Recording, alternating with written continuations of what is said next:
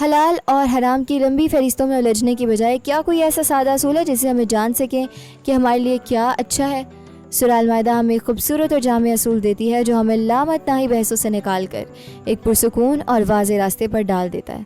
سوال: سورہ المائدہ کے مطابق جب لوگوں نے نبی اکرم صلی اللہ علیہ وآلہ وسلم سے پوچھا کہ ان کے لیے کیا چیزیں حلال ہیں تو اللہ نے کیا جواب دیا؟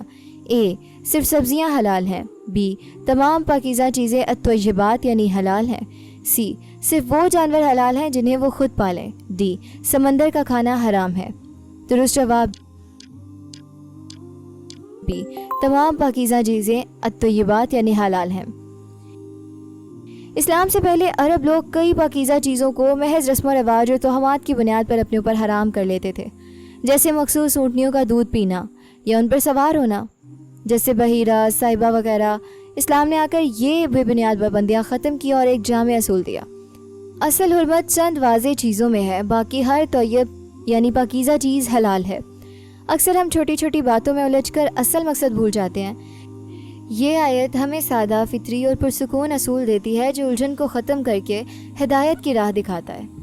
تم پر مردار خون، سور کا گوشت اور وہ جانور حرام کیے گئے ہیں جن پر اللہ کے سوا کسی اور کا نام لیا گیا ہو اور جو پھانسوں کے ذریعے تقسیم کیا جائے، یہ سب گناہ کی باتیں ہیں۔ شان نزول کے مطابق یہ آیت ان سوالات کے جواب میں نازل ہوئی جو صحابہ رضی اللہ تعالیٰ عنہ اور نو مسلم نبی کریم صلی اللہ علیہ وآلہ وسلم سے کرتے تھے کہ کیا چیزیں ہمارے لیے حلال ہیں۔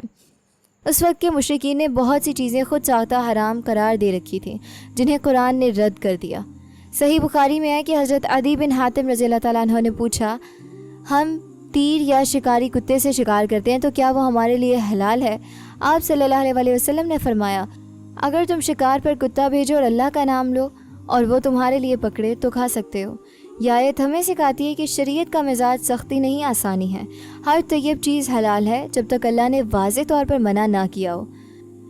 اللہ ہمیں سکھا رہے ہیں کہ اسلام میں اصل حلت ہے، حرمت نہیں، یعنی ہر چیز حلال ہے سوائے ان کے جنہیں واضح طور پر حرام کیا گیا ہے۔ تو یہ بات کا لفظ بہت جامع ہے، اس میں وہ تمام چیزیں شامل ہیں جو جسمانی طور پر صاف، غذائیت سے بھرپور اور روحانی اخلاقی طور پر نقصان دہ نہ ہو۔ یہ آیت آپ کو ایک مثبت ذہن دیتی ہے۔ جب آپ کھانے بیٹھیں تو حرام چیزوں کی لمبی فہرست سوچنے کی بجائے اللہ کی عطا کردہ لاکھوں حلال اور پاکیزہ نعمتوں پر شکر ادا کریں۔ یہ اصول صرف کھانے تک محدود نہیں بلکہ زندگی کے ہر معاملے میں ہے۔ ہر وہ کام جو اچھا، تعمیری اور پاکیزہ ہے، اسلام اس کی حوصلہ افزائی کرتا ہے۔ آج کھانے کے وقت اپنی پلیٹ میں موجود ہر چیز کو اللہ کی دی ہوئی پاکیزہ نعمت سمجھ کر شکر ادا کریں اور زندگی بھر تو یہ بات کے جامع اصول کو اپناتے ہوئے دعا کریں، اے اللہ ہمیں ہمیشہ پاکیزہ یعنی حلال رزق عطا فرما اور ہمیں حرام کے ایک لقمے سے بھی بچا، آمین۔